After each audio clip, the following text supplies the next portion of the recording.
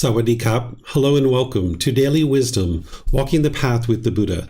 Today is our group learning program. I'm going to be sharing with you the Eightfold Path. This is the path for all humans to enlightenment. We've been building up to this through our class last week where we had the Four Noble Truths. That's the very beginning of the Eightfold Path. Now we're going to go into the rest of the Eightfold Path, making sure that you guys understand that so that you can practice it. Because that's where the real results come in when you're actually making your way to enlightenment and getting to that peaceful and joyful mental state. It's through practicing the Eightfold Path in daily life. There's a certain amount of intellectual learning that you need to do in reflection to independently verify it, but you need to be able to integrate it into your day-to-day life. So that's why here at the beginning of the group learning program, I've already taught it in 3 separate classes, and now I'm going to teach it to you again to be sure that you have a refresh and you have an opportunity to gain any clarifying questions that you need so that you can have the answers to those and integrate it into your day-to-day life, because that's where you're going to start seeing the real transformation to your mind and your life and all your relationships. So welcome to all of you, whether you're joining for the first time or you're joining regularly. The way that we start each one of our classes is with a meditation. So I'm going to guide you in a meditation session first, and then afterwards, that's when we'll move into discussing the Eightfold Path. And I'll be opening up to questions that you guys have along the way. So if you'd like to join for meditation, you can take whatever position you like. The Buddha taught seated, lying, standing, and walking. And all of these except walking tend to work out really well for online learning. I'm going to start with the chanting, which you guys are welcome to join in on. And then I'm going to come in with the guidance. There'll be that period of time where it's just quiet. And then we'll come out of that with some more chanting. And that's where I'll start today's class. Arahang Samma Sambuddho Bhagava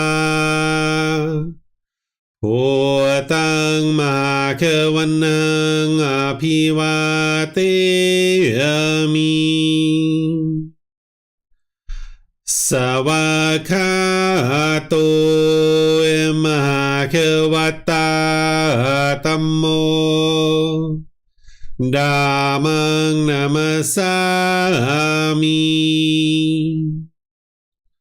Supatipano bhagavato Sāvaka Saṅkho Saṅghang namami Namo Tassa Bhagavato Arahato Samma Sambuddhassa Namo Tassa Bhagavato Arahato Samma Sambuddhassa Namo Tassa Bhagavato Arahato Samma Sambuddhassa Iti Piso Bhagava Arahang Samma Sambuddho Vicacaranang sammuno Sakato rokavitu Anutero purisa Dhammasati satatawa manusrang Bhutto Bhagavati.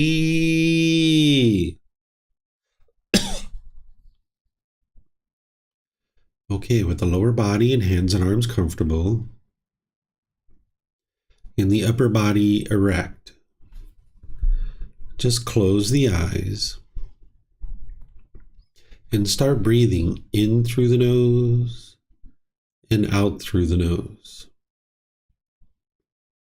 Here you're just looking to establish the breath, a nice, natural, steady, consistent breath. Not forced or controlled, Just a gradual inhale through the nose, experiencing the full breath. And then whenever you're ready, exhale out through the nose. Breathing in and out. Breathing in and out. Your breath may not match up with the guidance that I'm providing, and that's okay. This is your practice. I'm just here for guidance. You can use this voice as a reminder that whenever you get to the next inhale, breathing gradually through the nose, developing a nice, natural, steady, consistent breath.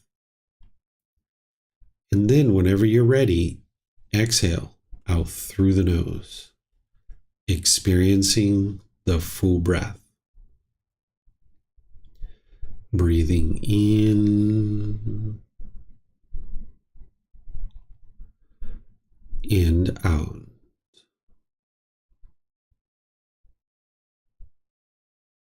Breathing in and out.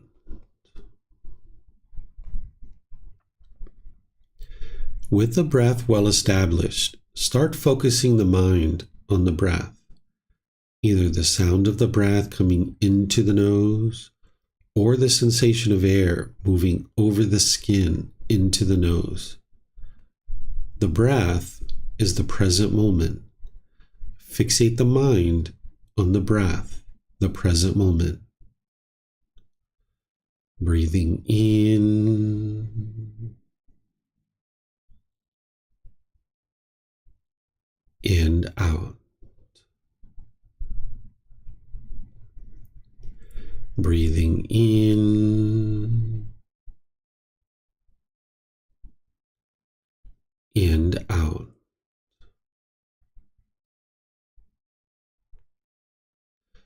With the mind fixated on the breath, whenever you notice that it moves off the breath, cut that off, let it go, and come back to the breath, the present moment. No need to observe the thought, label it, judge it, analyze it, or even try to figure out where it's coming from. Whenever you notice that the mind is moved off the breath, cut that off, let it go, and come back to the breath, the present moment. Breathing in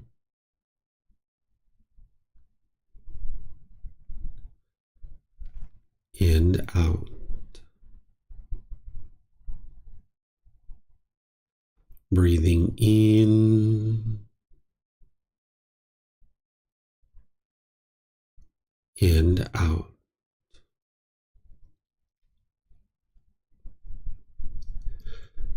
I'm going to be quiet now and let you do this work of focusing on the breath, cutting off and letting go anytime the mind moves off the breath. You have nowhere to go. There's nothing to do.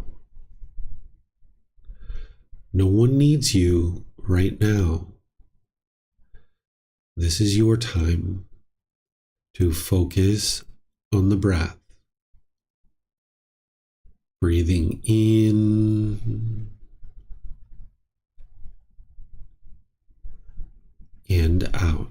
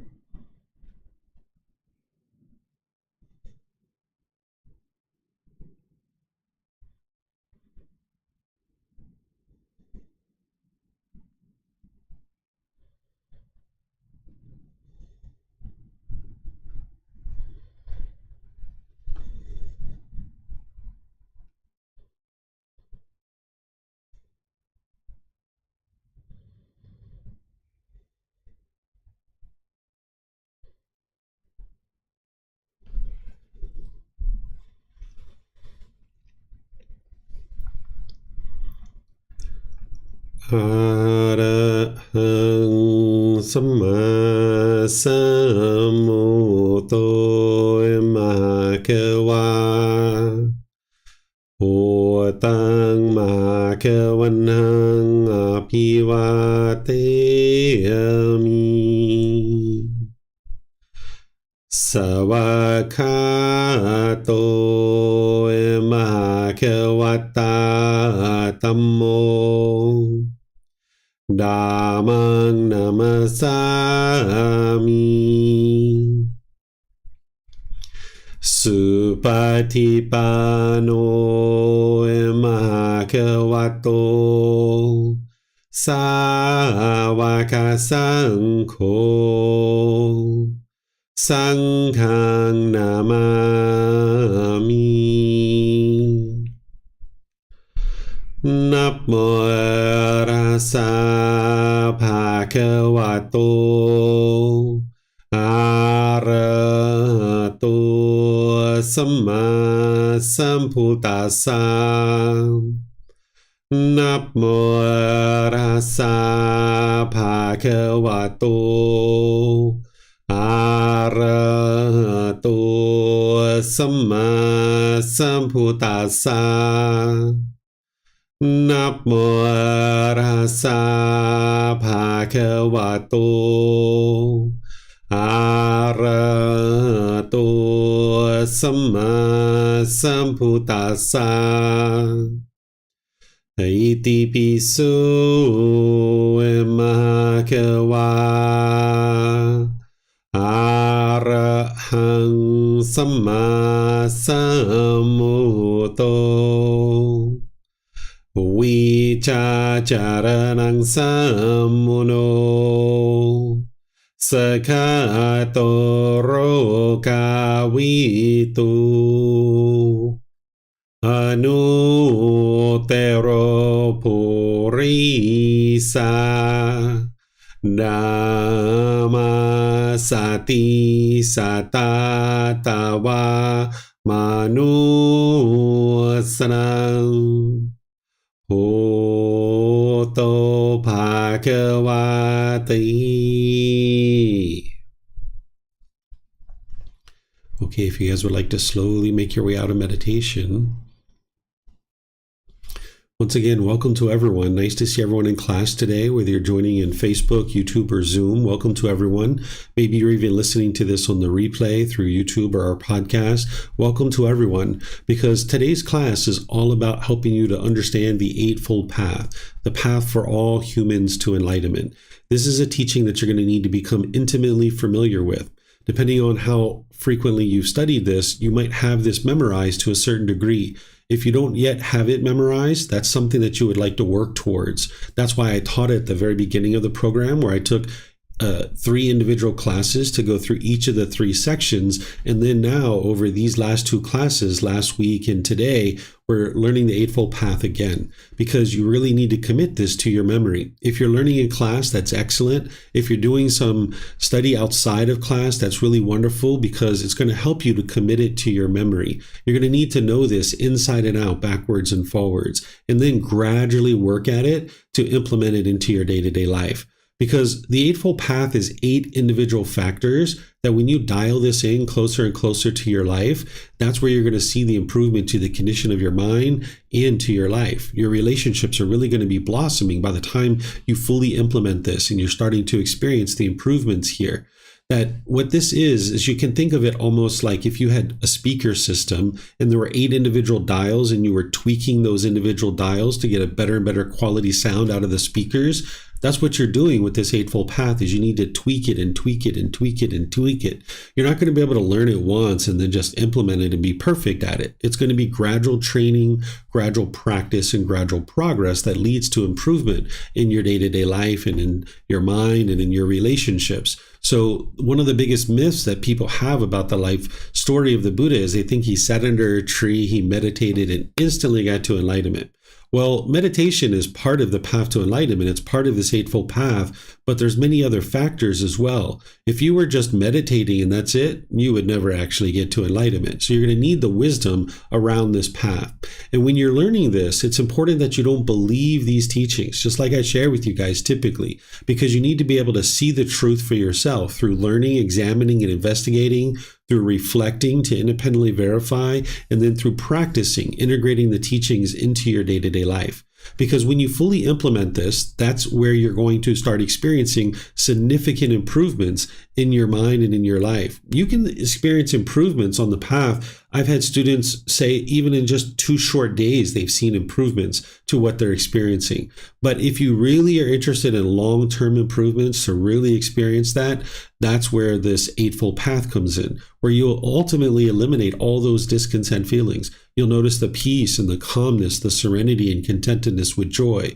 You'll notice all those discontent feelings like anger, sadness, frustration, and others are completely eliminated. Your personal, professional relationships are really blossoming, and you'll notice the focus, concentration, clarity, and deep memory starting to come into the mind more and more, to the point where you're not even in a bad mood any longer. All of the teachings of the Buddha are based on this foundation of right view. That's the real foundation. And that's what we spent our time last week talking about and helping you guys to be able to independently verify this. Because what right view is the Four Noble Truths. You can see this in the words of the Buddha. These are the original words of the Buddha. And as you're studying his teachings, you would always like to be using his original words. If you're not studying with his original words, then you wouldn't actually know what he did teach and what he didn't teach. So this is what he taught on right view. He says, in what, monks, is right view? It is, monks, the wisdom of discontentedness, the wisdom of the cause of discontentedness, the wisdom of the elimination of discontentedness, and the wisdom of the way of practice leading to the elimination of discontentedness. This is called right view.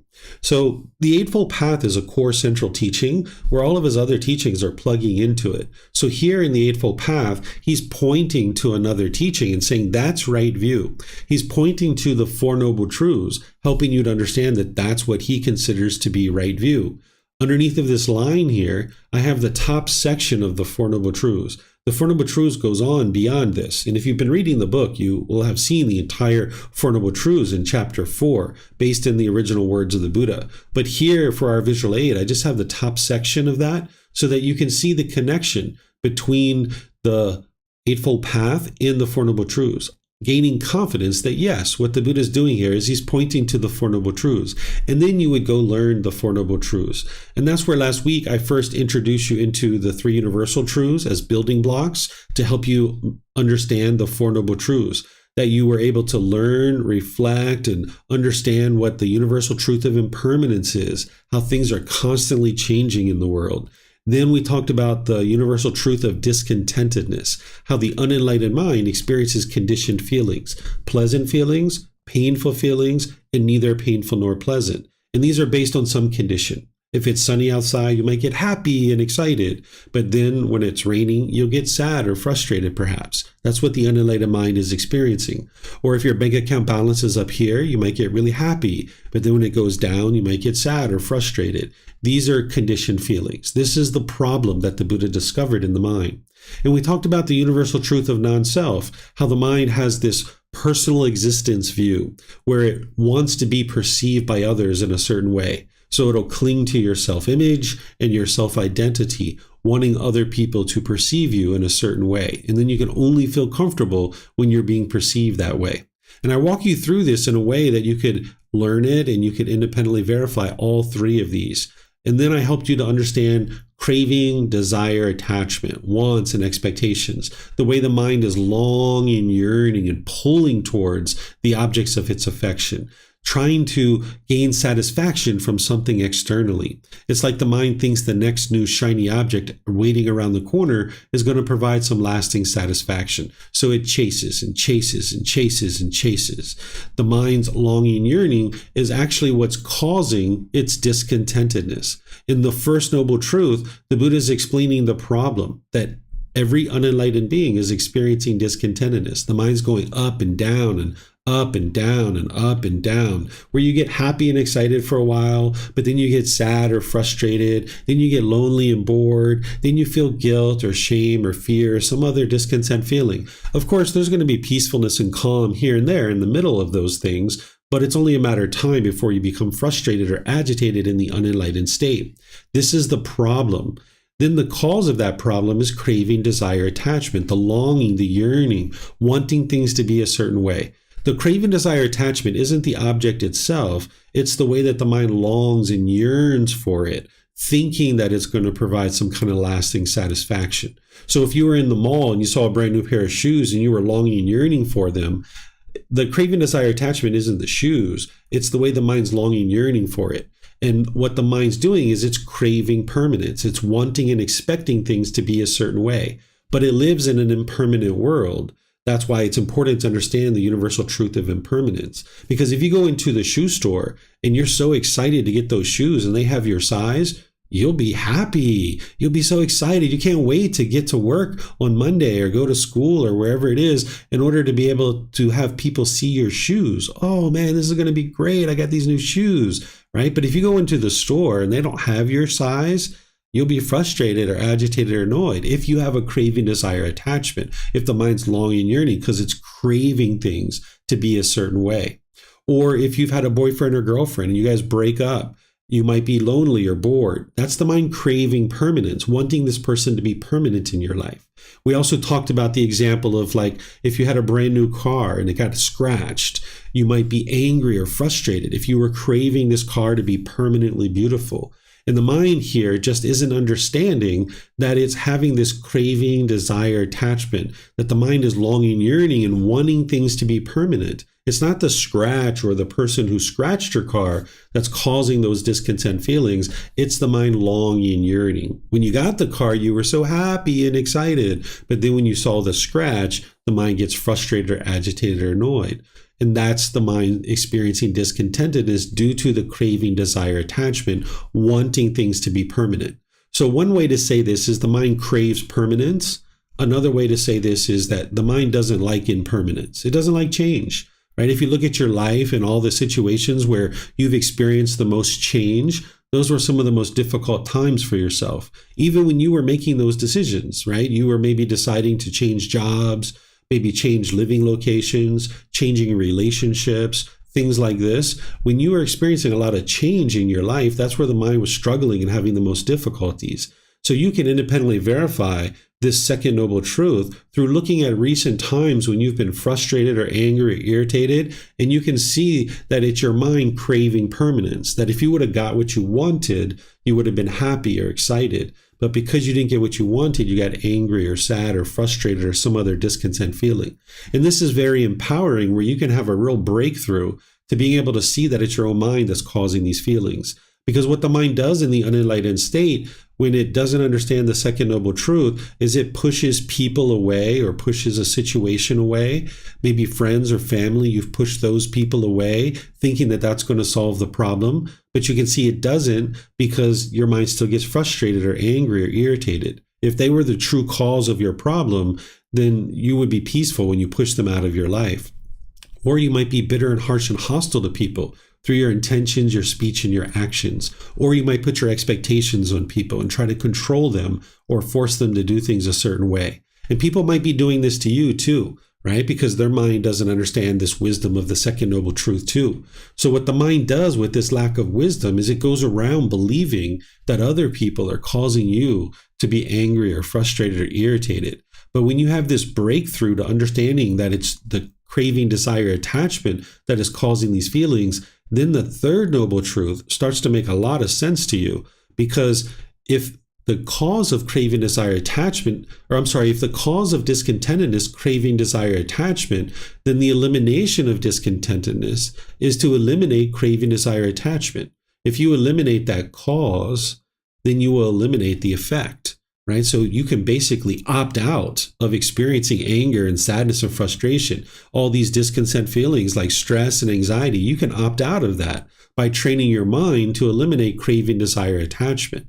And then the way to do that is in the fourth noble truth, The path to eliminating discontentedness is the Eightfold Path. That's the complete perfect plan that's going to eliminate the craving, desire, attachment, the mind longing, yearning, and wanting things to be a certain way. So that's why we're now going to spend time to go through the Eightfold Path and make sure you understand it, because it all starts with this right view. And then you're going to need to know all these other factors. So right view is to understand that it's your own mind that's causing these feelings, that it's craving, desire, attachment. If you go around blaming other people for what you're experiencing, you'll never eliminate your anger and frustration, because you're not looking at the true problem and the true cause of the problem. When you have wrong view, you'll blame other people for the feelings that you experience. So what you would like to do is, whenever your mind's angry or frustrated or experiencing any kind of discontentedness whatsoever, is look inward to try to figure out, what is it that the mind's longing, yearning? What is it craving for? Because when you start looking inward and being introspective, now you can discover your cravings, desires, attachments. There's some wants or expectations that the mind has. So you need to learn how to do that and uncover those, so that now you can skillfully eliminate them through training the mind. So once you understand what right view is that it's your own mind that's causing these feelings, now we can build upon that to understand right intention. These are the words of the Buddha on right intention. He says, in what, monks, is right intention? The intention of renunciation, the intention of non-ill will, the intention of harmlessness. This, monks, is called right intention. So here, some people translate this as right thinking or right thought, because you need to develop this thinking or this intention or this thought of renunciation, where you're willing to let go of your false beliefs, your false opinions, your false views, and your unwholesomeness. There's a certain amount of unwholesome moral conduct that each unenlightened being has. And as long as you're putting that out, it's going to just produce harm, and then harm's going to come back to you. So you need to be willing to let go of these things. You need to have an open mind, but you're not letting go of your false beliefs, opinions, and views by bringing in new beliefs or new opinions or new views. Instead, you're bringing in wisdom. That when you're learning and practicing the teachings of the Buddha, you're independently verifying that they're true, and you can see the truth and the wisdom in his teachings, and you're seeing that it conflicts with your beliefs. You're like, whoa, let me get rid of these beliefs. These things aren't serving me well at all, right? So now you have wisdom of what truly is transpiring in the world. One of the very first beliefs that you need to eliminate, one of those false beliefs, opinions, and views, is that other people are causing you to be angry or frustrated or irritated. You need to be willing to let that go. If you hold on to that belief, you'll never be able to get to the point where you've eliminated your discontent feelings, because you'll just keep pushing people away, being bitter, harsh, and hostile, and putting your expectations on people, trying to change other people to do things your way. So this renunciation is really important here as the second factor of the Eightfold Path, that you're willing to let go of your false beliefs, opinions, your views, your misunderstandings, your misperceptions, and the unwholesome moral conduct. You also need to have the intention of non-ill will or goodwill, the intention of having loving kindness towards all beings. Ill will is like animosity and bitterness, anger, hatred, and ill will. And when you have this anger, this frustration, this agitation, this annoyance towards others, this is going to produce unskillful conduct. So you would like to have your intentions be with goodwill, where you have a genuine interest in seeing all beings be well. By the time you get to enlightenment, you won't even have the slightest dislike towards other people. Right now, you probably like certain people because they're meeting your expectations. They're doing the things you want them to do. But there's certain people that you dislike because they're not meeting your expectations. They're not doing what you want them to do. This is all coming from the mind's craving, desire, attachment. But when you eliminate all of this, you can get to the point where you have love and kindness for all beings. And part of that transformation is having the intention of non-ill will or goodwill towards all beings, and the intention of harmlessness, where you're disinterested or incapable of causing harm to other beings. Because any harm that you put out is just going to come back to you. And you would like to have the intention or the thinking or the thought where you're disinterested in causing harm to others, because you see very clearly that whenever you cause harm, harm comes back to you. You can see this in your relationships, that whenever you are causing harm through your intentions, your speech, your actions, that it just produces unwholesome results for you.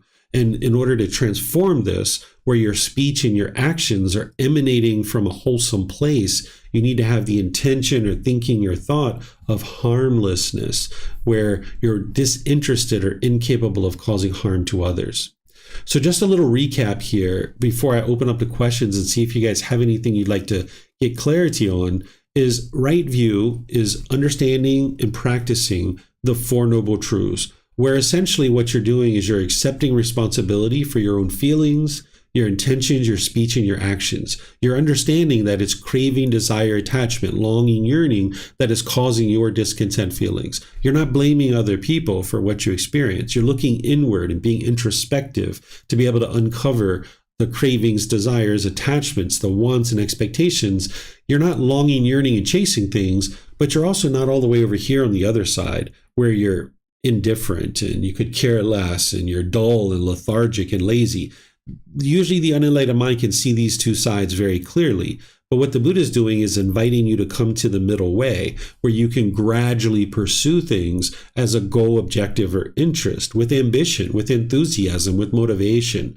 But if you're chasing, and you can only be happy if you get what you want, well, you're not going to get what you want all the time because of impermanence.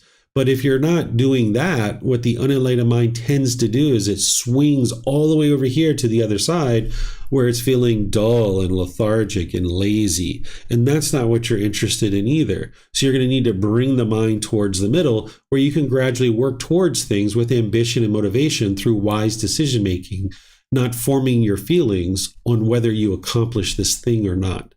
So right view is to make sure you maintain the understanding that it's your own mind that's causing these feelings based in craving, desire, attachment. And this is very empowering, because then you can have this breakthrough to now understanding, well, if your mind is causing these feelings, then that means you can eliminate them, right? That's the real beauty in this.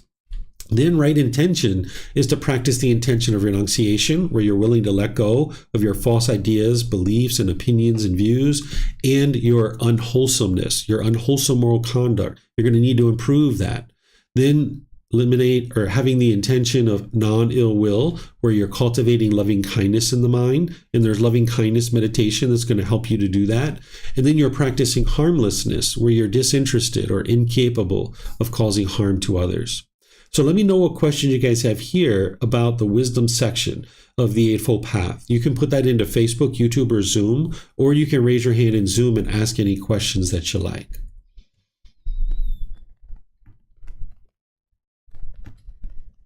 Okay, I see Marta's physical hand. Go ahead, ma'am. There should be a place for you to raise your electronic hand, because if you're down towards the bottom, I won't be able to see it. Sure. Maybe I would just then jump in. Unfortunately, I try to figure it out, but my Zoom is not showing this, also on other meetings, so I can't, I don't know, maybe I can just try again, somehow. But anyway, So the question is, the right view is relatively easy for me to understand and follow, and then the right intention.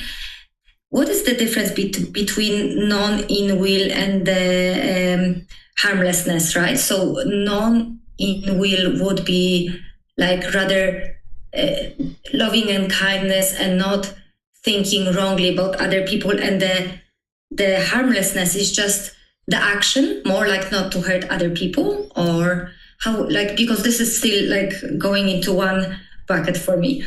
Yeah, your understanding it there is that the non-ill will is goodwill or active goodwill towards all beings. It's a mental state that you would like to cultivate, where you have a genuine interest in seeing all beings be well. And then harmlessness is that you're disinterested in causing harm to others. So these things are similar, but with the non-ill will, you're cultivating the opposite of anger, hatred, and ill will, where you're cultivating this goodwill towards all beings. And then the harmlessness is, now that you have that goodwill, you're disinterested in having any kind of speech or actions that would cause harm to them. Right, thank you. And then renunciation, also it's a little bit like how I try to approach this is to have a decision to be open-minded and see, like the wrong actions that I might, or wrong perspectives or views that I have, because it's sometimes, we might not know what wrong view we have. So yeah, how would you encourage me to, or like support me into practicing this, right? Like how, if you could try to define this a little bit more. Yeah, what you're describing is what you would like to do is keep an open mind, understanding that if you experience any of these discontent feelings like anger, sadness, frustration in others, there are certain false opinions, views, and beliefs that you have in your mind. Because if your mind was fully awake to the wisdom of the natural laws, you wouldn't experience those feelings. So you need to come to terms with understanding that while what you know right now has led you to where you are in life, there are certain things about this world that you don't currently understand. And you will never get to that understanding if you just hold on to what you currently think about the world. You need to be willing to let those things go because there's certain false beliefs, opinions, and views in your mind. Otherwise, you wouldn't experience that anger and sadness and frustration. Those struggles and difficulties that one is experiencing is an indication that the mind is not yet awake and it's not yet fully enlightened. So you would like to get to the point where you understand that, you acknowledge that within your own mind, and now you keep an open mind to be able to learn this wisdom and bring this wisdom in. Not just the wisdom of the teachings of the Buddha, but there's plenty of wisdom in the world to be able to learn. Here on the Eightfold Path, the Buddha is referring to the wisdom that it takes to get to enlightenment. But we can expand this to be able to understand that there's plenty of wisdom in the world to be able to learn, and you are not interested in clinging or holding on to any thoughts or ideas that you have. When you bring in this wisdom, realize that, whoa, this conflicts with what you currently think about the world, and that's okay. Let me let go of these false beliefs and opinions and views, and now I have this wisdom about the world that is going to help me in my day-to-day life. Thank you. You're welcome. By the way, Marta, you might look on your Zoom. I think it's called participant. If you click there, I think there's a way to raise your hand. And maybe there's someone in Zoom that can send you a chat message in our Zoom to help you find that, because that would help you in case your video is below everybody else and I can't see it. That way I'll be able to answer your questions. Participants, I have only invite and copy invite link, but yeah, maybe I have to kind of like reinstall Zoom or something. But thank you. Yeah. Sometimes people have trouble finding it, and sometimes just somebody chatting with you can help you to find it. Yeah, sure. Okay, so I don't see any other questions anywhere. So I'm going to move to the next part of this Eightfold Path, which is moral conduct, which is right speech, right action, and right livelihood. Because once you understand right view and you understand that it's your own mind that's causing these feelings, you understand that any harsh or bitter or hostile moral conduct is unwise, because oftentimes we feel justified in our unenlightened state with our lack of wisdom, when we're being bitter and harsh and hostile to others. We feel justified in that. We think that, yeah, this person deserves it because they're the ones who are making me angry. But when you establish right view and you have right intention, you realize that the last thing you're interested in doing is being bitter and harsh and hostile to the people around you. But your mind doesn't necessarily have the wisdom of understanding wholesome moral conduct and how you could potentially be harming people through your speech or actions in your livelihood unless you study the original teachings of the Buddha. The teachings of the Buddha are going to provide you guidance to understand how you could potentially harm through your moral conduct, because your speech, actions, and livelihood should emanate from your right intention, that now you're disinterested in causing harm to others. So now let me understand how to not cause harm through my speech, my actions, and my livelihood. So when you see moral conduct from the Buddha, he's teaching you the natural law of karma. He's not teaching you rules and commandments. He's not trying to convince you to do anything, because it's your practice. Remember, a Buddha has already gotten to enlightenment. They're completely peaceful and joyful. They're not trying to convince you of anything. They're not trying to force or control you to do anything. They're just sharing with you what it took for them to get to that enlightened mental state so that you can experience it too, if that's what you would like to do. So the Buddha is helping you to be able to understand this natural law of cause and effect, or action and result, because everything that you decide in terms of your moral conduct, it's going to produce a certain result for you. If you're making wise decisions, you will experience wholesome karma or wholesome results. If you're experiencing unwholesome karma, that's from your unwise decisions. Your unwise decisions are going to lead to this unwholesome results in your day-to-day life in terms of your relationships. And if you haven't studied this natural law very closely, you're most likely out there inadvertently making decisions about your moral conduct that are leading to harm, and now this harm is coming back to you. So the Buddha is going to teach you through right speech, right action, right livelihood, how to have wise moral conduct. Why it's referred to as right speech, right action, right livelihood, you might think about it like wise speech or wise actions or wise livelihood, because this is how you're going to ensure you're not causing harm to others. And now you'll see that the condition of your mind and your relationships are going to really improve because you're now functioning through these natural laws, because it's your life, your decisions, and your results. And if you have wisdom about these natural laws, now you can practice in a wise way that's producing wholesome results for you.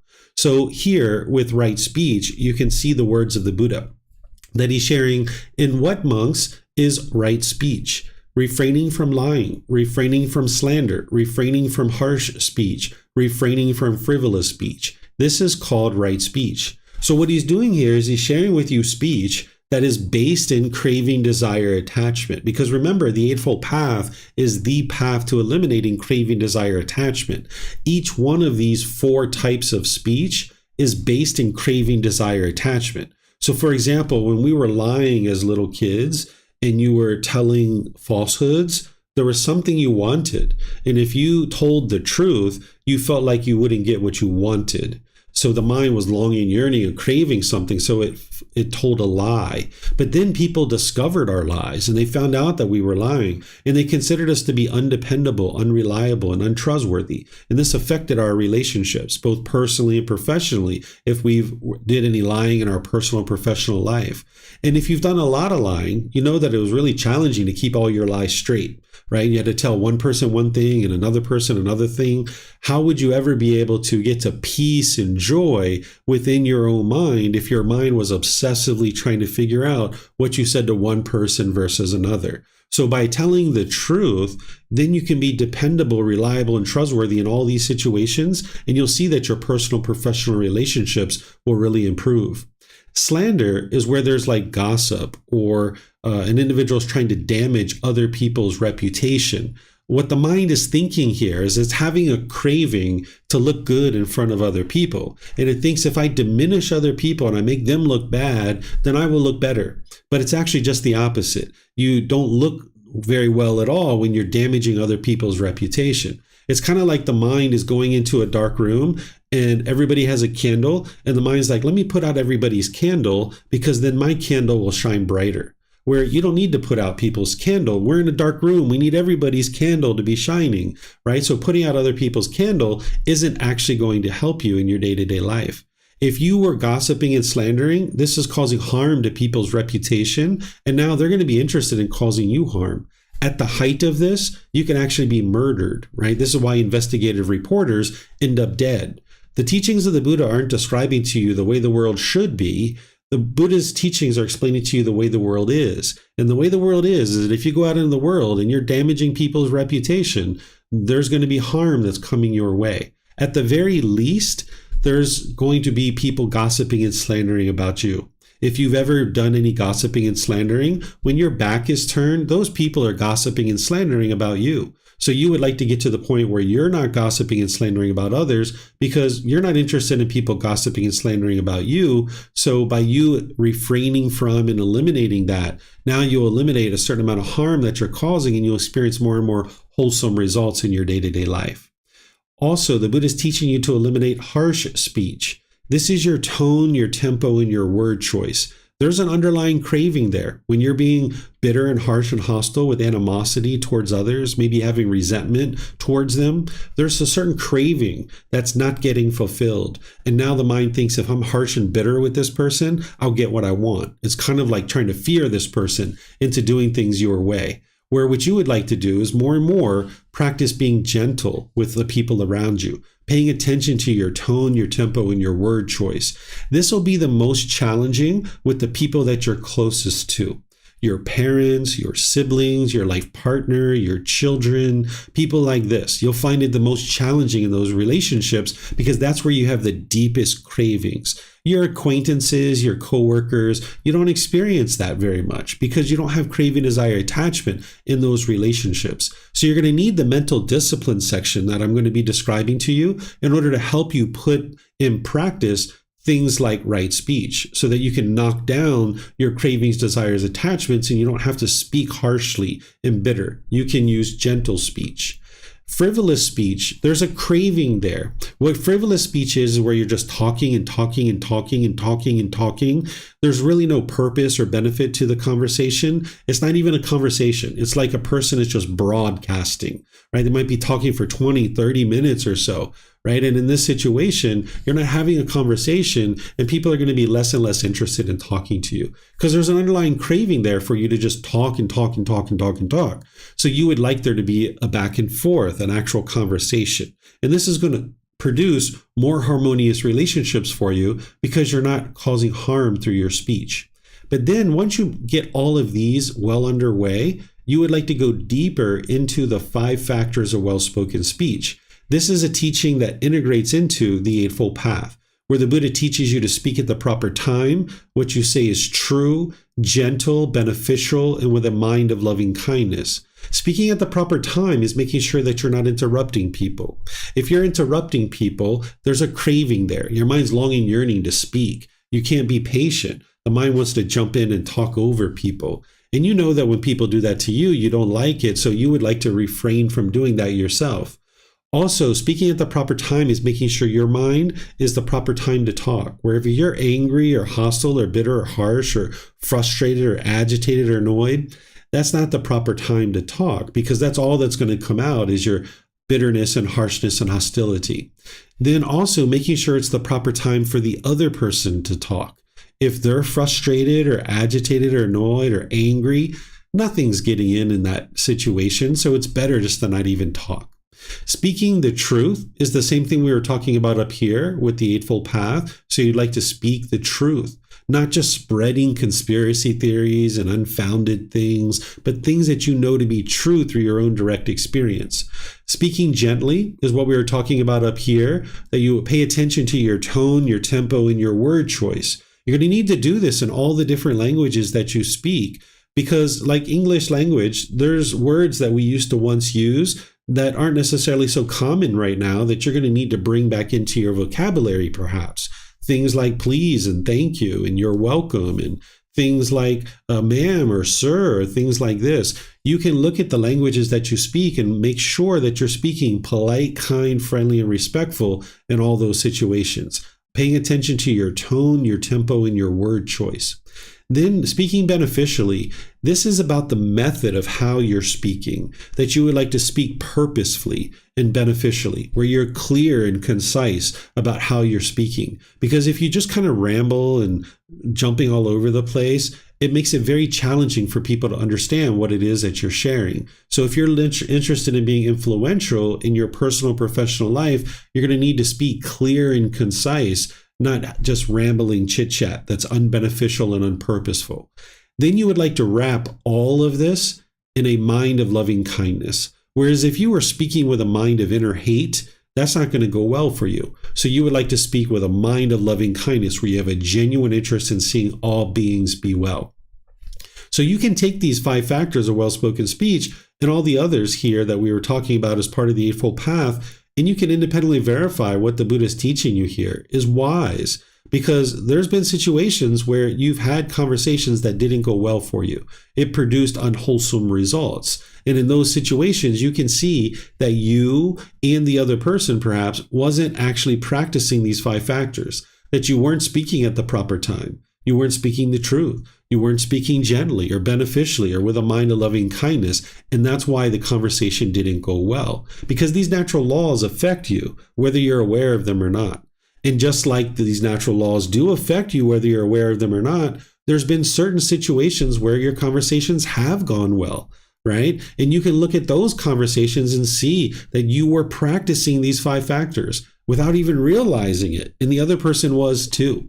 But now what you would like to do is start consciously practicing these more and more and more. You might actually need to look at these in the morning before you go off to any business meetings or have a conversation on the phone with your family or friends. Look at these and kind of refresh your memory for 2 or 3 minutes and then actually have the conversation. And then when you're done, maybe at lunchtime or in the evening, you can look over these again and kind of recall what it was that you did during the day and look at the ones that you were able to practice really well throughout your day and look at the ones that you need more work on so you can dial this in closer and closer and closer.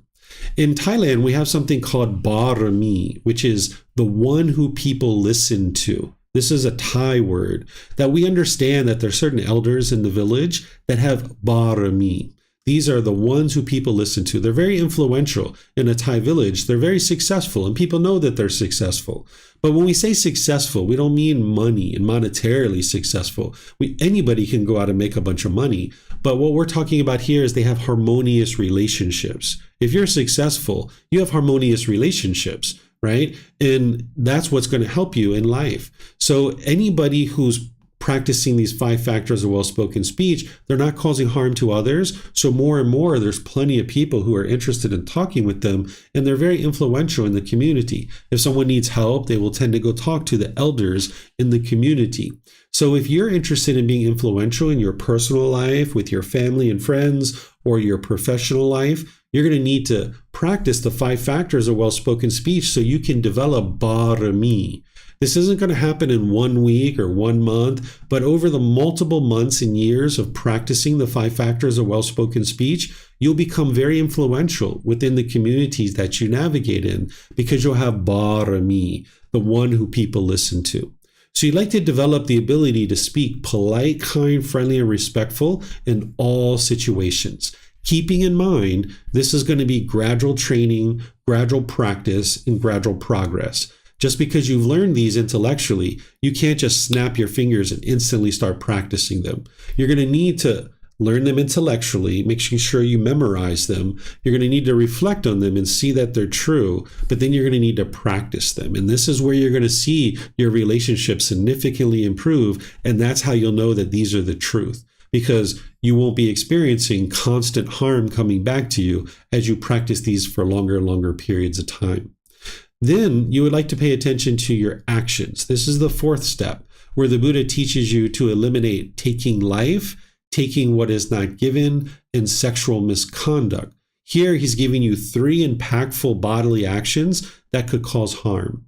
Now, here, he's giving you very basic, rudimentary description because in the 5 precepts, which we're going to study 2 weeks from now, the Buddha uses much more illuminating language that plugs into this. If you've heard that the Buddha taught no killing, no stealing, no sexual misconduct, no lying, and no intoxicants, that's actually not the teachings of the Buddha. A Buddha doesn't teach that way. That sounds like black and white. It sounds like rules and commandments. The Buddha is going to give you much more illuminating language that is going to help you to further understand what these are as part of right action.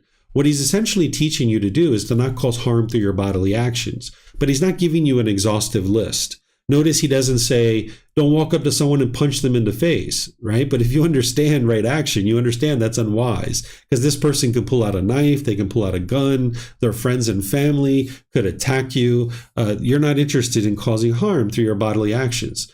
The Buddha doesn't say, don't drag a suitcase through the aisle of a plane and bump into people's knees and run over their feet because airplanes didn't even exist during the lifetime of the Buddha.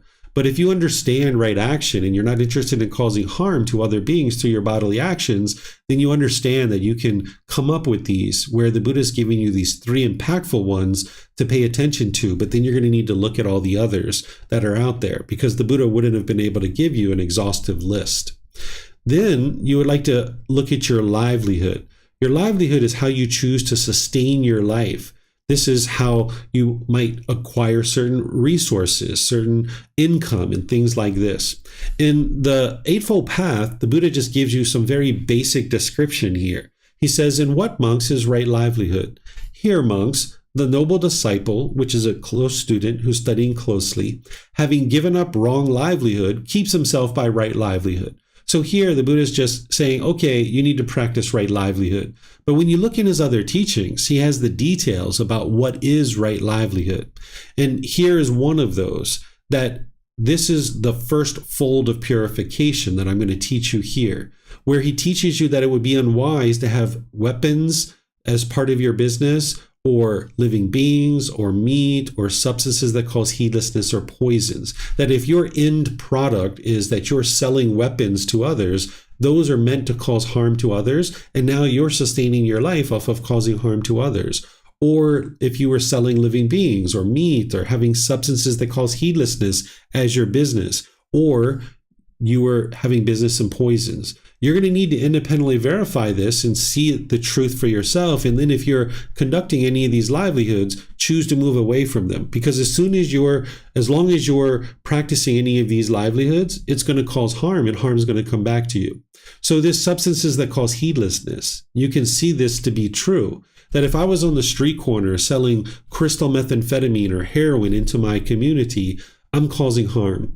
These people are getting addicted to the substance. It's causing harm to their physical body. They're going out to maybe steal and things like this in order to bring me money.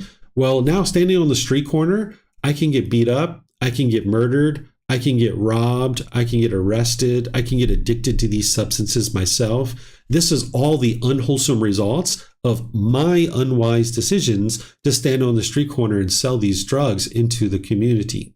The natural law of Gotama is functioning at a much higher level than the laws of society, because most places in the world, it's illegal to sell things like heroin and crystal methamphetamine and things like that. But there's some places in the world where it's not illegal to sell those things. You can actually sell those things, right? So you're not looking at the government's laws, because the government's laws are made by human beings and they're prone to error. They're going to make mistakes. So the government might say, like, yeah, if you'd like to work at that liquor store and be a cashier, go ahead. You can work at that liquor store. We're not going to arrest you for that. But if you know the natural law of Gotama, you know that's unwise, because those are the places that people tend to rob, people get beat up, people get murdered, working as a cashier at a liquor store, for example. And at the very least, you're going to be dealing with intoxicated clientele that are coming in from time to time. And how can you get to a peaceful and joyful life if you're constantly having to deal with intoxicated people? So this natural law here that the Buddha is teaching you is beyond the laws of society. So here he's giving you these 5 livelihoods that would cause harm, and you would like to pay attention to these and make sure you're not conducting any of these livelihoods. Then you would like to look at how you're performing your livelihood. This is part of the first fold of purification, to be able to get you to a point where you're experiencing more peace and more joy and more success in your livelihood. The Buddha teaches you to eliminate scheming, flattering, hinting, belittling, and pursuing gain with gain. So what scheming is like corruption. Like if I was a politician, like if I was the mayor of a town, I'm not causing any harm to anybody. I'm running this town, right? But if I was corrupt and I was doing backhanded things, this is going to cause harm. And now when people find out, they're not going to be interested in electing me. So now 10, 15 years into my career, I find it very difficult to support myself because I can't get reelected, right? And I've based my career in this politics, and now this scheming, this corruption is causing me difficulties. Then the Buddha teaches you to eliminate flattering in your livelihood. What this is giving insincere comments just to get people to buy things from you. If you've ever gone into a store and they were like, wow, that shirt looks really beautiful on you. It brings out the colors of your eyes and the shape of your face. You look so beautiful or handsome. You know, come over here. I have these really nice earrings that you would really like because they're going to go with that shirt really nicely, right? And now when you've experienced that, perhaps you're like, you might have felt icky, like you didn't even want to go into the store. Right? So the Buddha is teaching you not to do that, where you don't have these insincere comments just to get people to buy things from you. What hinting is where you're not clear and concise about the work that you're doing. If all of us were on a project team and we needed to go brief the boss about what we were doing, we'd like to be clear and concise and precise in the way that we're communicating to the boss so that they will know what it is that we're up to. And now we're going to have more success in our livelihood. Belittling is being degrading or diminishing to your customers, your coworkers, your business partners, or your competition, where you're degrading and diminishing other people. The mind, once again, is thinking that it's going to make you look good. But it actually doesn't. If you're degrading your competition or the other people around you in the professional world, people are going to turn away from you. They're not going to be interested in doing business with you, because people do business with people. They don't do business with businesses, right? They're doing business with people. And you as a person having a relationship with an individual, that's where people are going to feel comfortable spending money with you, and actually you can be successful in your livelihood. So you would like to keep that in mind, that people are doing business with a person. And if that person is being belittling and degrading and diminishing others, people aren't going to be interested in doing business with you. So you would like to eliminate any belittling. Then the Buddha teaches you to eliminate pursuing gain with gain. What this is where you're not really interested in the product or service, that you just are going there to collect a paycheck, that you really don't care about the work that you're doing. You're just in it for the money. And if you've ever had that kind of job, you might have been really excited at the beginning for the first few months when you're getting all that money, but then that wears off. And now you're kind of dragging yourself to work each day. You're feeling unmotivated, feeling dull and lethargic, making your way to work. So what you would like to do is have enthusiasm and ambition about going to work. You'd like to be motivated, because if you go somewhere for 8 hours a day or longer and you're dreading going to this place, you're not going to experience the peace and the joy that the Buddha is teaching you about. So you'd like to get to the point where you're not just taking a job based on money, that you thoroughly enjoy the work that you're doing. If you've been here to Thailand, or if you come to Thailand, or you've been to this kind of place before, you'll see a lot of people that are doing things that they thoroughly enjoy. Here in Thailand, you might go to the street and you might get some street food, and there might be a little old lady standing on the corner selling mango and sticky rice, where she went out in her mango grove this morning and she brushed off the mangoes and picked each one, and she washed them off, and she made her sticky rice and her coconut milk. And now she's on the street corner serving it to you, slicing up the mango, putting it on top of the hot sticky rice, scooping the coconut milk on top of the mango, and she's serving it to you, and she's collecting her little $1.25, right? Her 40 baht. She's just collecting that little bit of money, and she's got the biggest smile on her face. And she can't imagine doing anything else in the world other than serving you that mango and sticky rice. And even if she didn't get paid for it, she'd probably still be interested to do it because she enjoys it that much. So what you're going to need to do is find your mango and sticky rice. What is your mango and sticky rice? What is it that you'll thoroughly enjoy, and you would even do it even if you didn't get paid for it? Of course, you're going to need to get paid for it because you need to sustain your life, but you would like to get to the point where you thoroughly enjoy what you're doing so much that you would even do it if you didn't get paid for it because you enjoy it that much. So this first fold of purification is helping you to get to a point where you're not causing harm through your livelihood, and you can be successful in your day-to-day life in terms of performing that livelihood. There's a second fold of purification that the Buddha teaches around right livelihood that you're going to find that in volume 12, chapter 14 of our book series. So if you're in a job that you don't really like right now, or if you're in between jobs and you're unemployed and you're looking to get a new job, you might consider looking at volume 12, chapter 14. That's where you'll see the exhaustive teachings of the Buddha on the first fold and second fold of purification for your right livelihood. And you'll see words from me in there as well. And remember, you can get these books at no cost from our website. You can take it and go print it. You can download it and just read it as a soft copy. You can get it on Amazon, or you can get them here at our temple in Chiang Mai. So this is right livelihood, and there's importance for you to be able to be in a livelihood that you thoroughly enjoy and you're motivated to do each day. That when your alarm clock goes off in the morning, it's like, wow, can't wait to get into work today, right? It doesn't even feel like work. You just enjoy it so much. So just to summarize this before I open up to questions, is with right speech, you would like to have all your verbal conduct to be harmless.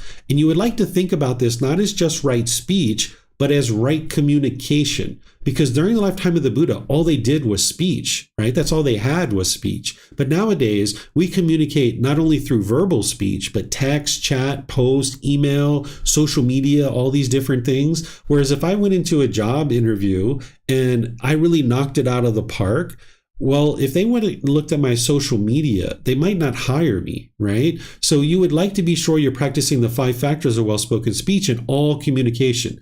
If you find yourself pounding on the keyboard, really angry and hostile and bitter, that's not the proper time to be communicating. Maybe hit save on that email instead of hitting send. Because when you hit send, you're sending out that harshness and bitterness out into the world. It's going to come back to you. So you would like to make sure that it's the proper time to be speaking and that you're not causing harm through any of your communication at all. Then you would like to pay attention to your bodily actions, making sure that you're not causing any harm through your bodily actions, that they are harmless. Understanding that the Buddha shares to eliminate killing, stealing, and sexual misconduct. And he's going to explain to you more about what that is in the 5 precepts. But then in more detail, you're going to need to pay attention to your own bodily conduct because the Buddha is not giving you an exhaustive list. Then look at your livelihood and be working towards a right livelihood where you can thoroughly enjoy the work that you're doing, that you can find your mango and sticky rice, that you just have the biggest smile when you're going to work each day because you enjoy it that much. So it looks like we have some questions coming in. So if you guys have questions, you can put that into Facebook, YouTube, or Zoom in the comment section, or you can raise your hand in Zoom and ask any questions that you like. So it looks like Arvind is first. If you'd like to go ahead, sir. Hi, Teacher David. Thank you for your lesson today. I have a question with regards to intention and the work that we're doing. So let's say we have there's like 2 nurses in a hospital. One nurse is there because it's just a job and she has to get paid, and she's just doing the everyday things that she has to do, and she's doing it just cause it's just another day in the office kind of thing. And that's nurse number 1. And there's nurse number 2 who, when she's doing the job, although she's doing the same kind of work, she does it with the intention of helping and healing the other people. Now, what happens to both of those nurses? Let's just say during this life and at the end of their life, any difference in the karma that they generate and in the benefits that they would gain in this life and the next life? Yeah, absolutely. That person who is practicing right intention, right speech, right action, right livelihood, that they thoroughly enjoy the work that they're doing, they're going to have great interactions with their patients, with the doctors, with the cleaning staff of the hospital and all the people around them. Their bedside manner is going to be really nice, where they're having all these wonderful results in their relationships, where the person who resents being there and is only there for the money, they're going to have a much harder time interacting with patients and all the other people around them. So now they're going to go home, they're going to be stressed and having anxiety and frustration. They're going to be dragging themselves to work each day. They're not going to be promoted as easily as this person who's really thoroughly enjoying their work. So there's all kinds of wholesome Dhamma around having what the Buddha is describing here as the wisdom section and the moral conduct section to be practicing in your livelihood. And then in terms of the afterlife, there's going to be challenges there too. This person who's practicing the wholesome moral conduct, they're more likely to get to enlightenment in this life, where this other person, if they continue to be practicing in the way that they are, they're not going to get to enlightenment in this life, and they're going to experience rebirth. To describe exactly what these individuals are going to experience at their rebirth, you can't say, because there's more factors than just what they're doing in their livelihood that's going to determine where they're reborn, if they're reborn, right? But the ultimate goal would be for everybody to learn and practice these teachings and get to enlightenment so there isn't any rebirth. Okay, looks like a person with the name Jay. Go ahead. Hi, David. Thanks so much for the teaching. I have a question. I wanted to understand, how does one go about it practically in terms of cultivating non-ill will, right speech, and loving kindness, maintain good intention towards someone that you're upset with, or whose actions you're very angry at. Knowing that it's not wise, but also practically finding it hard to do so. So I just wonder what if you have any advice. Thanks. Sure. This is where the mental discipline section is going to come in. When we're talking here in a moment, you're going to be able to see how to now practice the moral conduct. Without the mental discipline, you wouldn't actually be able to practice the moral conduct because, like you said, it's great that you know that it's wise to speak in this way. But if your mental state isn't well developed to be able to speak in that way, you'll find it really difficult. So after I teach the mental discipline section, let me know if you still have that question, because it should be answered when we're going through that. But maybe you have a follow-up question at that point. Okay. Thank you. Yeah, you're welcome. Looks like Ted or Kristen has a question. Go ahead, guys. Hi, thank you, Teacher David. My question is about right speech. And recently I've had a lot of family members in town visiting, and one of the family members that is here, that lives in Florida, is struggles in with anger and bitterness and hostility and the way that they speak. And because I live here with them right now, I've kind of been practicing on like sort of how to handle and sort of be around this person. I've been able to sort of, I don't know, I guess not let it get to me like it used to, where their speech would irritate me or kind of get me a little upset or irritated. But my brother and his wife were here, and they're just not used to it. And so this family member is speaking like they generally do, with a lot of harsh speech and bitterness. And so they were like, they were speaking to my brother and his wife in this manner, and they reacted. And Ted and I were there, and we're sort of used to it. And so we just sort of stay quiet, because it's kind of the only way I know how to sort of get through that kind of sort of bad speech, if you will. And just kind of like, so anyway, the long story of it is that my brother's wife reacted, and immediately there was fire, right? Fireworks just went off, and now there's some bickering going on, and ended quite quickly, thank goodness. But then later, when we're all kind of away from the situation and my sister-in-law is talking to me about kind of what happened, this is where I get a little confused in what's slander and what isn't. Because I understand what she's going through, because I go through it all the time with this person and the way that they speak. And I'm trying to be sort of helpful and like understanding, but I'm also trying to be careful with not adding.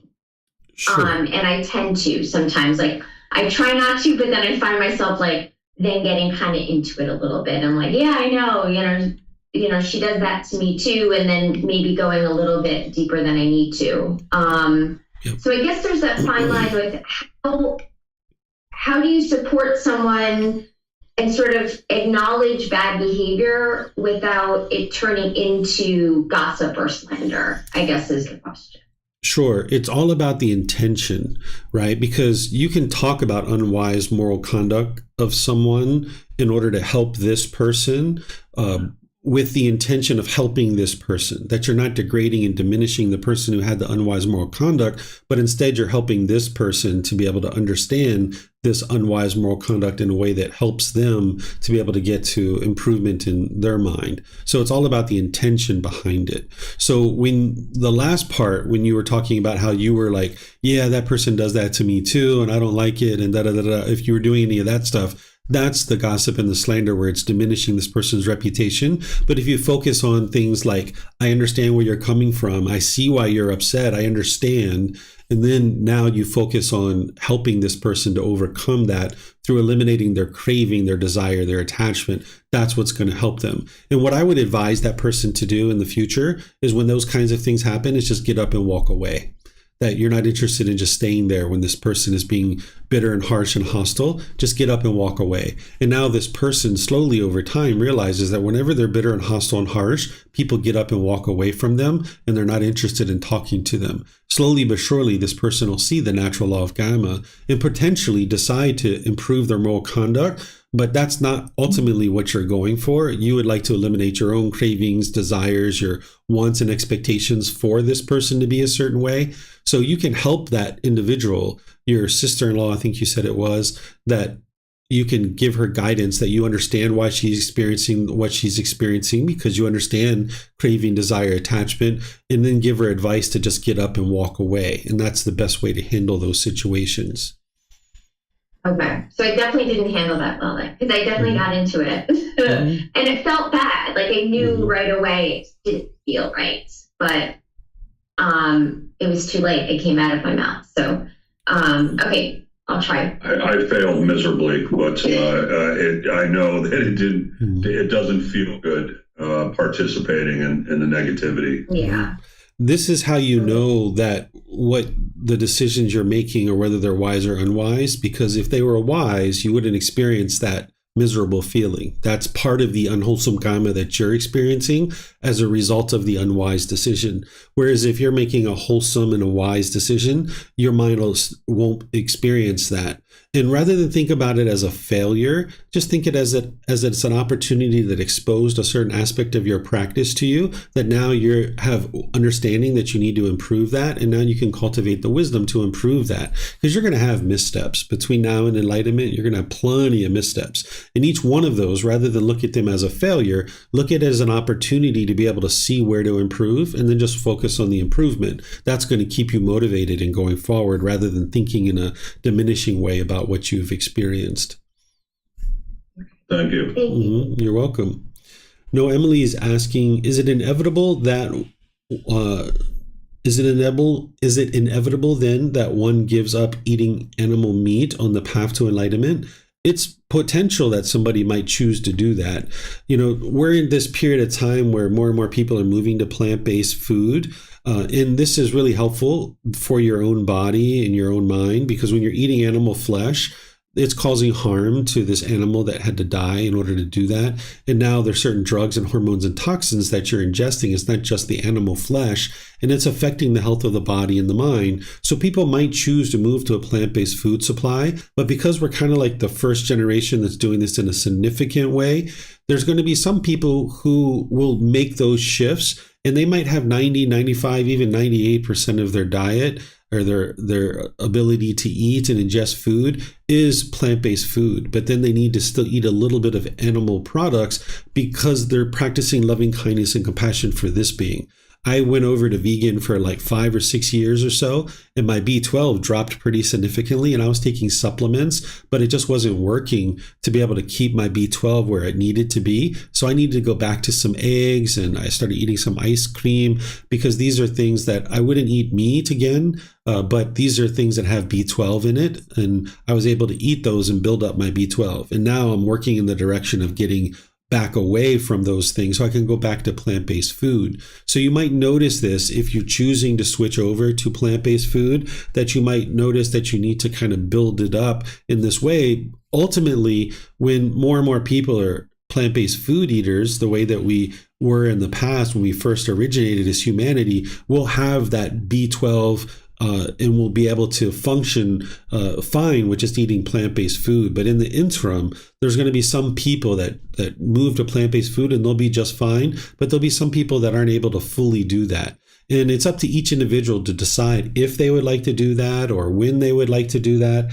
There's no rule or commandment from me or anybody else that's going to try to guilt, shame, or fear or force you to do that. But the more you understand about the natural law and you start seeing the harm that this eating of meat is doing, you might come to that conclusion yourself that you're interested in moving away from meat and eating plant-based food. But again, when or if someone does this, it's a personal choice for each individual.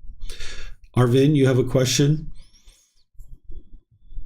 Yes, Teacher David. This relates to the right livelihood question on pursuing gain from gain. Teacher David, there are a lot of, people that are now investing in like the stock market or Bitcoin, or, they're even in some businesses. And, the focus on that is really on the return on investment that you're going to get.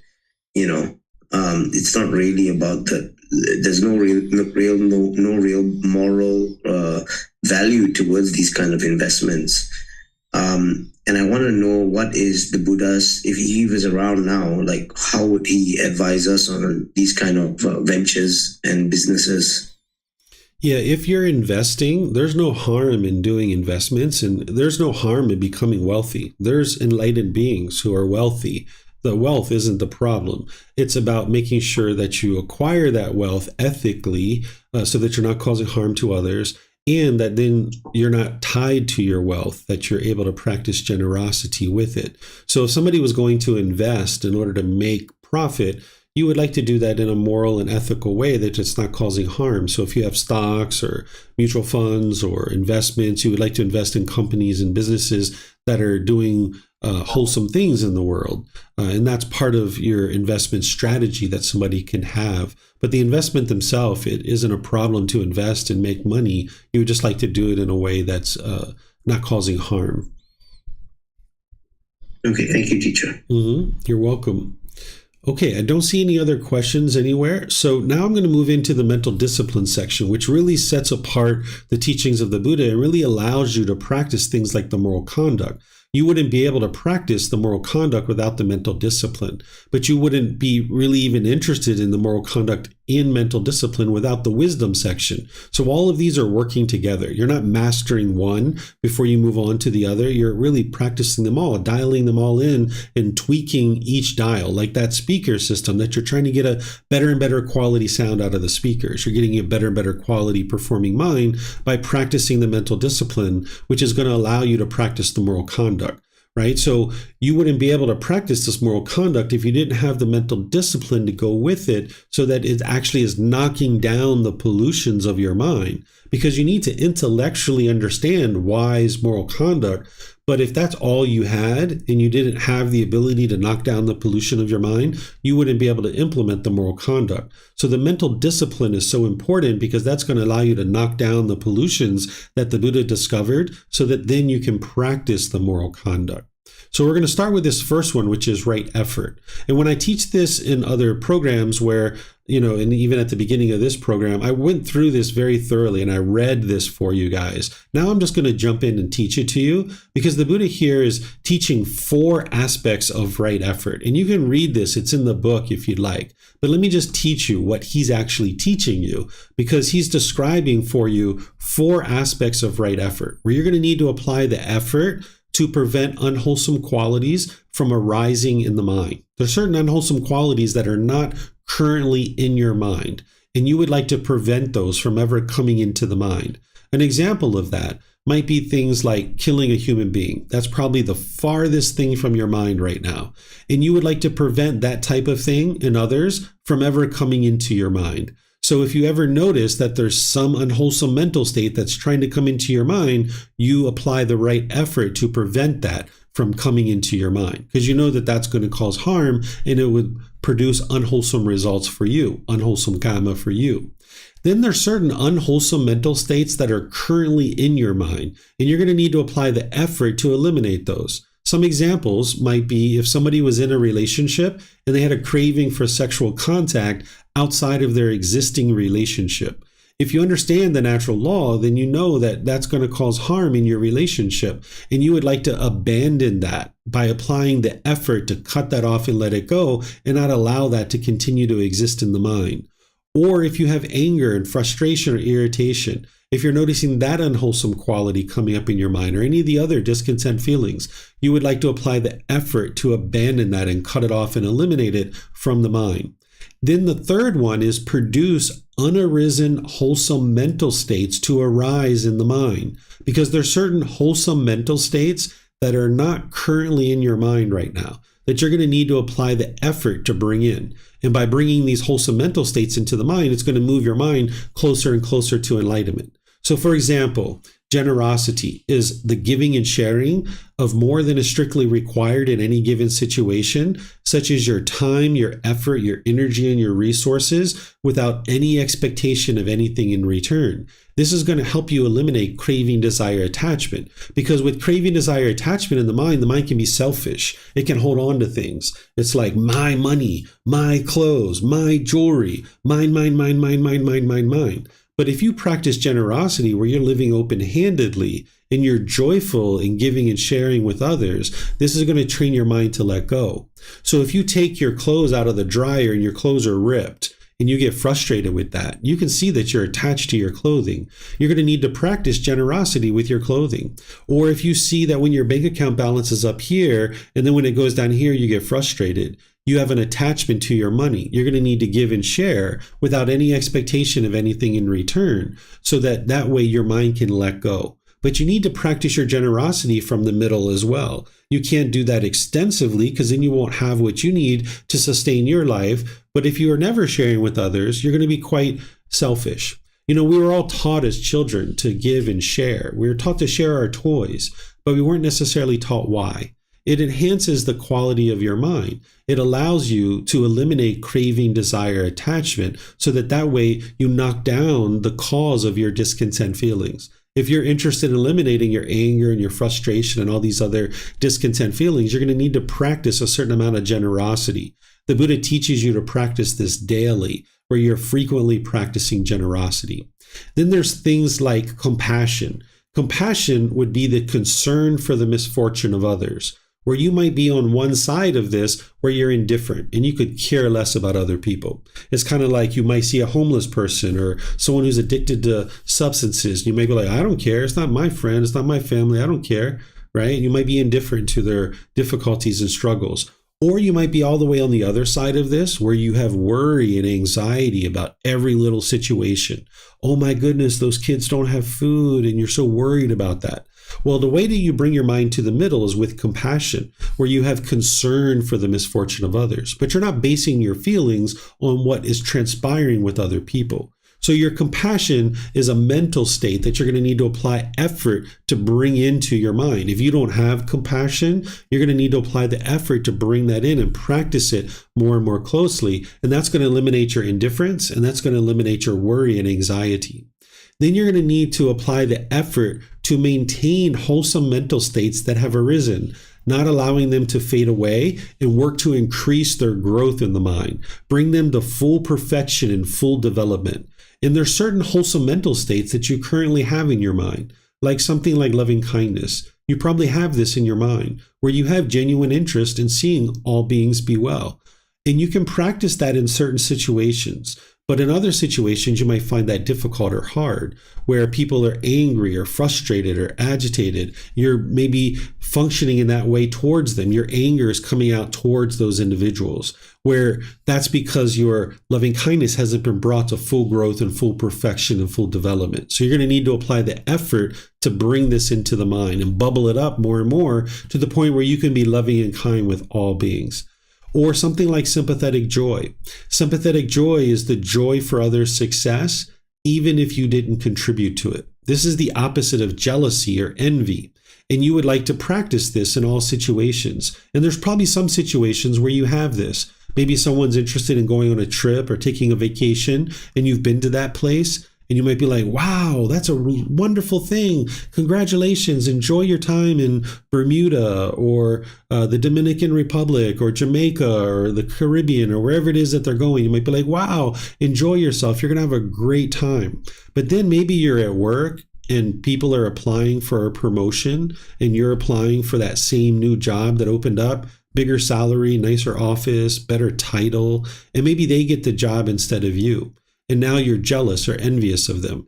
This is because the mind hasn't fully developed its sympathetic joy. So you're going to like to apply the effort to arise that sympathetic joy, bring it to full growth and full perfection and full development. Because if you have these qualities in some situations but not others, that means it hasn't been brought to full growth and full perfection and full development. What's going to allow you to practice this right effort is the next step of right mindfulness. Now, these are just examples that I've shared. What's unwholesome and in your mind or what's wholesome in your mind, that's going to be unique to you. So what the Buddha is teaching you here is to apply right effort, to apply the effort to prevent the unwholesome, to abandon the unwholesome that is currently in your mind, to apply effort to bring in the wholesome, and apply effort to maintain and support the wholesome qualities in your mind. But the things that are wholesome or unwholesome in your mind is going to be unique to you. And it's this next step that's going to help you to be able to uncover that, which is the mindfulness. Here, the Buddha is describing body as body, the feelings as feelings, the mind as mind, and the mental objects as mental objects. He's describing 4 things. These are called the 4 foundations of mindfulness. In general, mindfulness is awareness of mind, where you would like to be aware of the thoughts and ideas and the various things that are going on in your mind. Your meditation is going to help you with that. That's the 8th factor of the Eightfold Path. But you need to build this awareness of your mind. Whereas if you're just plowing through the world, knocking down the trees, burning up the forest, not really paying attention to the decisions that you're making, you're not going to be able to have mindfulness or awareness of mind, and you're not going to be able to purify your mind. So some people use this word mindfulness in a way that the Buddha didn't use it. And if those people choose to use it that way, that's up to them. But you would like to come to a better understanding of this word, where in modern conversations, you might hear people say, can you mindfully carry this glass of water to the table? What they're saying is, can you carefully carry this glass of water to the table? Where what you would like to understand that this word means is awareness of mind. And you might hang out there for a few months, just building that awareness of mind. But then in more detail, you would like to build the 4 foundations of mindfulness, where you're aware of the bodily sensations, the feelings, the condition of the mind, and the mental objects. What this is this is the life cycle that discontentedness is going to take as it's arising in your mind. When you have certain contact through your eyes, your ears, your nose, your tongue, the body, or the mind itself, you're going to experience agreeable contact, where you find this contact to be agreeable. And that's where you're going to have pleasant feelings. Or you're going to find this contact to be disagreeable. And that's where you're going to have painful feelings. But before those feelings come, there's bodily sensations that are occurring. It's like an early warning system alerting you that you're about to become discontent. So these bodily sensations for something like anger is going to be like tightening in the chest, tingling in the body, tightening in the throat, heat in the face, pressure in the skull. This is all the early warning system alerting you that you're about to get angry.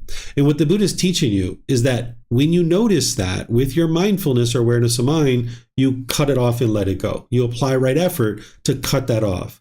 You're not suppressing your feelings here. You're actually cutting it off and letting it go before it becomes a feeling, because that's protecting your mind. It's preserving your peacefulness and your joy. Whereas if like you were taking a boat from the US to the UK and you're out in the middle of the ocean, you would like to prevent the water from ever coming into the boat, because once the water comes in, you got a real problem to deal with. So once the anger comes into your mind, you've got a real problem to deal with. You've got to get rid of it. You've got to eliminate it. Right? So you would like to prevent it from ever coming into the mind by cutting it off as a bodily sensation. But just understand that you're not going to always be able to do this when your mind is first starting to train. Over time, you'll develop the ability to do this every single time, but it's going to take you sometimes multiple years to get to that point. So if you miss it as a bodily sensation, cut it off as a feeling. That's the next best option. Because if you don't cut it off there, it's going to affect the condition of your mind. This is why you've been grumpy or irritable for a few hours or a few days or like a week or two, because you didn't cut it off as a bodily sensation, you didn't cut it off as a feeling, and you didn't cut it off as the condition of mind, because you didn't have this wisdom. Then it fed what's called a mental object. This is a deeply rooted container in the mind. In this example, it's ill will. All those 10 fetters that I've taught you, those are the mental objects. They're deeply rooted containers in the mind. And as long as you allow the mind to continue to experience these things, the bodily sensations, the feelings, and the condition of the mind, it's going to feed these mental objects. We didn't have ill will when we were first born. It got developed over time. We didn't go into the nursery at the hospital hating other babies, but because of our craving and our lack of wisdom, we ended up developing this anger and hatred and bitterness in the mind, and that's where this deeply rooted container of ill will came in. But if you can cut it off and put a blockade at the bodily sensations, you'll preserve your mind and protect it. The way that this looks in day-to-day life is that if you were sitting on the sofa, for example, and you were watching the news, and you notice the bodily sensations associated with the arising of anger, rather than just dwell in that and allow the mind to form the feeling, cut that off and let it go. Turn off the TV, go for a walk, go get a glass of water from the kitchen, go wash your hands in the bathroom, go for a bike ride, go do something else, redirect the mind somewhere else. And that's going to cut off and let go rather than allow the mind to form the conditioned feeling. So these bodily sensations is that early warning system. It's like the mind saying, I'm about to get a conditioned feeling. I'm about to get a conditioned feeling. I'm about to get a conditioned feeling. And you're like, nope, not going to let you do that. And you cut it off and let it go. And if you do this enough, you won't get discontent feelings any longer. It just takes time to develop the mind to be able to do this. So this is the 4 foundations of mindfulness. And you would like to perfect this more and more, that you're aware of those bodily sensations, not just with the painful feelings, but also the pleasant ones and the neither painful nor pleasant as well. If you allow your mind to get so happy about that brand new job that you got, well, when you lose your job, you're going to be frustrated and angry. So when you feel that tingling across your shoulders, up the back of the neck and over your head, those warm fuzzies that people really like, you're going to need to cut that off and let it go. You need to be willing to let go of the temporary happiness in order to get to the permanent happiness, the permanent joy, where it's unconditioned. If you allow your mind to get conditional happiness, then it will never get to the unconditioned happiness. So you would like to cut off and let go of all the discontent feelings arising as a bodily sensation, realizing that you're not going to be able to do that every time, and you're going to need to refine this more and more. What's going to help you to be able to do this is right concentration.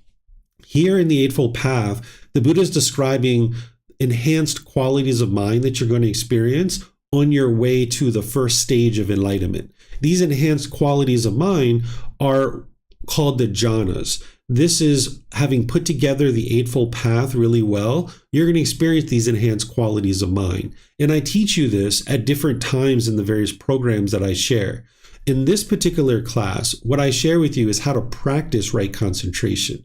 Because in the Eightfold Path, the Buddha is explaining the results of having put together the entire Eightfold Path. But if you look at his other teachings, you'll see how to practice right concentration, which he describes a daily meditation practice and practicing singleness of mind in your day-to-day life, where your daily meditation practice is going to need to consist of breathing mindfulness meditation and loving kindness meditation. These have specific goals that are going to help you to move your mind closer and closer to enlightenment. And I teach those, and I explain to you what are the wholesome qualities you're cultivating, and what are the unwholesome qualities that you're eliminating as part of breathing mindfulness meditation and loving kindness meditation. So you're going to need to build up this practice where you're meditating 2 or 3 times a day for about 30 minutes. And that can sound like a lot for some people, but if you look at your life, there's probably some unbeneficial things that you're doing that you could clear out. Maybe you're doing a lot of social media surfing or a lot of YouTube videos or things like this, that you could bring that stuff down in a moderate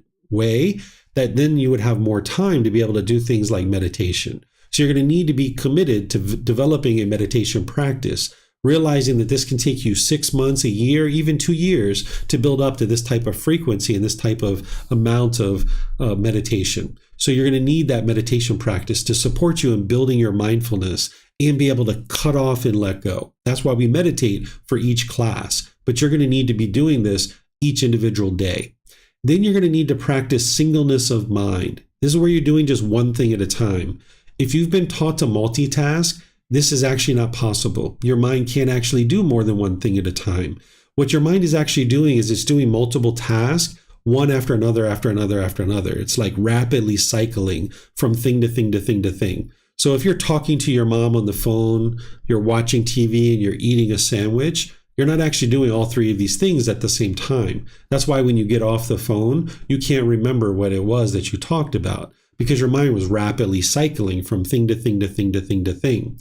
If you've ever gone to a racetrack where horses are racing and they're running around the racetrack, when they go to the barn, they can't calm down. They're like really amped up. They have a lot of stress and anxiety because they've been running around the track so much. So if you do this to your mind, like for all during your day while you're at work and you're doing errands and things like this, if you're just running around, when you get home, you find it very challenging to relax because you have stress and anxiety in your mind. So you're going to need to do just one thing at a time. And this is actually going to produce more benefits for you. Because if you're talking on the phone, eating a sandwich and watching TV, you're not going to be able to bring forth your full wisdom in this situation. In this conversation that could have been 15 minutes, it actually ended up being 45 minutes or an hour.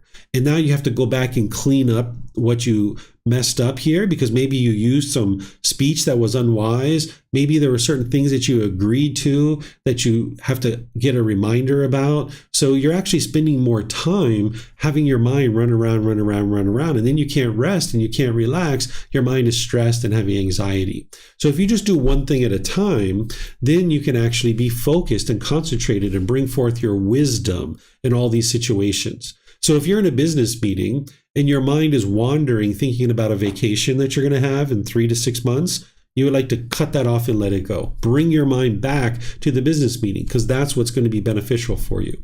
Or if you're washing dishes and your mind is wandering, bring your mind back to the dishes. Don't allow your mind to do that because you can easily get cut with a knife and now you got to go to the hospital, you got to get stitches, you got to see a doctor, you can't do all the normal things that you would normally do. It's actually wasting time, right? So what you would like to do is just be focused and concentrated in each part of your day. The way that I think about this is that if you had a piece of wood and you had a steel rod and you were grinding this back and forth, initially that steel rod's going to bounce around a lot because there's not a groove there yet. But if you grind the steel rod back and forth enough, you're going to get a deeper and deeper groove. And when it pops out, you're going to know that and you're going to bring it right back to the groove. But if you grind the steel rod back and forth enough, eventually you're going to get a deep enough groove that that steel rod will never pop out. And that's what your mind's going to experience. And it's going to bounce around quite a bit at the beginning. But if you stay focused and concentrated, every time you see your mind wandering, you keep pulling it back. Eventually, you're going to get more and more focus, more and more concentration, and you'll be practicing that effortlessly, where all throughout your day, your mind is focused and concentrated. So this is right concentration. And this rounds out our mental discipline section of the Eightfold Path, where we talked about right effort, applying initiative to eliminate the unwholesome aspects of the mind and cultivate wholesome qualities in the mind.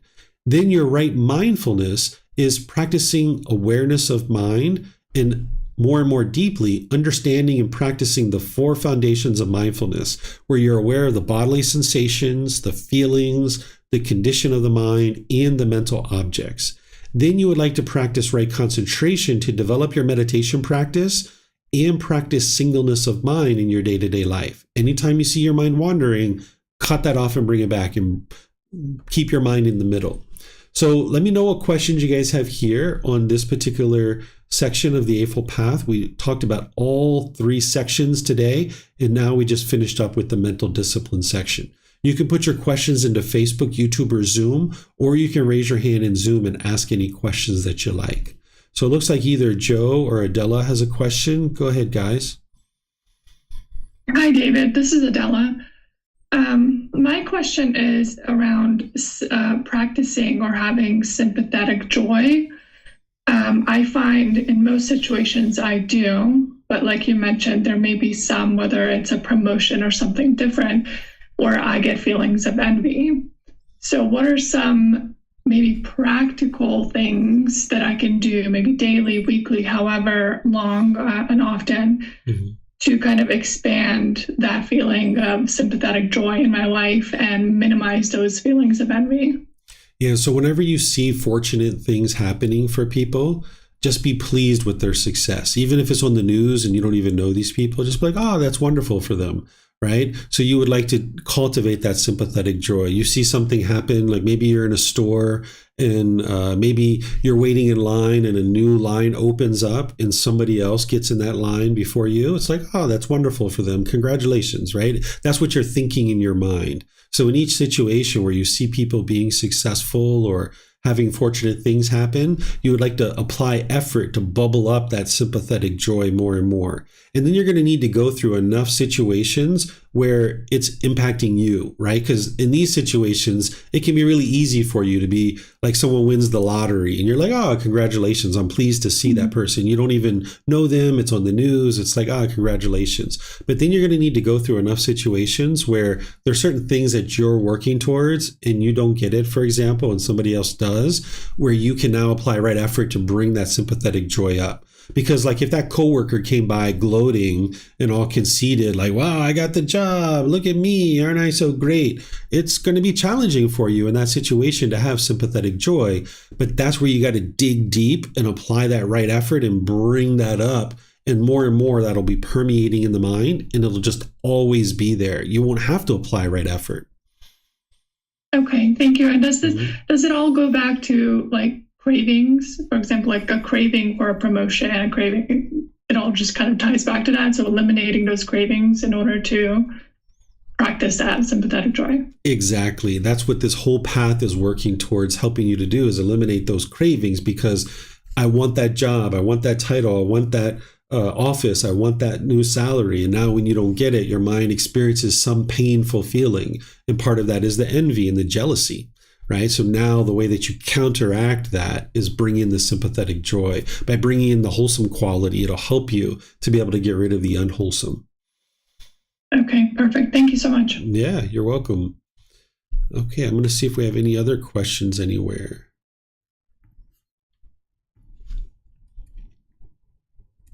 Okay, I don't see any other questions anywhere. So I'm just going to end class by thanking all of you guys for joining. Thank you for your interest in understanding these teachings. Next week, we're going to be in the very short chapter, which is chapter 6. It's titled The Middle Way, Walking the Middle Way. This will probably take me all of maybe 10, 15, 20 minutes to teach it to you. And then I'm going to open up to all the questions that you might have. So you've got some time here to really study the Four Noble Truths and the Eightfold Path. Of course, you're interested in studying chapter 6 as well as part of the book series and reading that, but it's a very short chapter. But that gives you time to now study and implement chapter 4 and chapter 5, because that's what you would really like to be focusing on closely.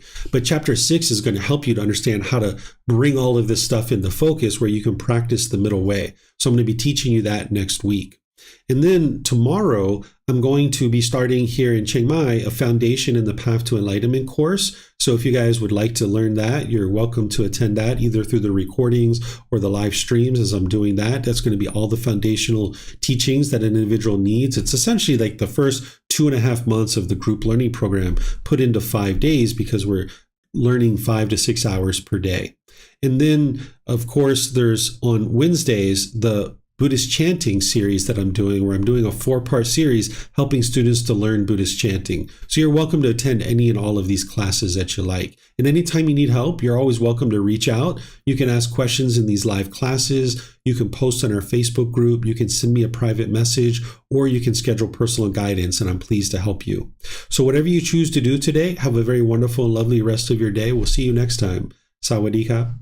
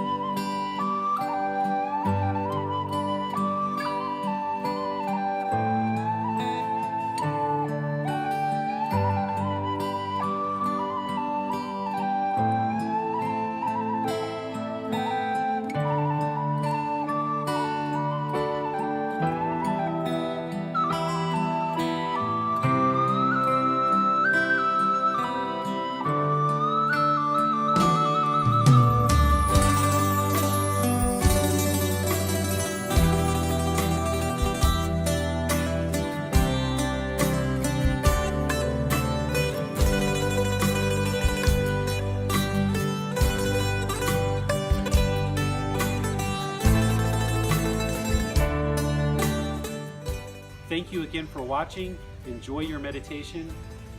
Look forward to seeing you online and answering any questions that you might have. Thank you so much.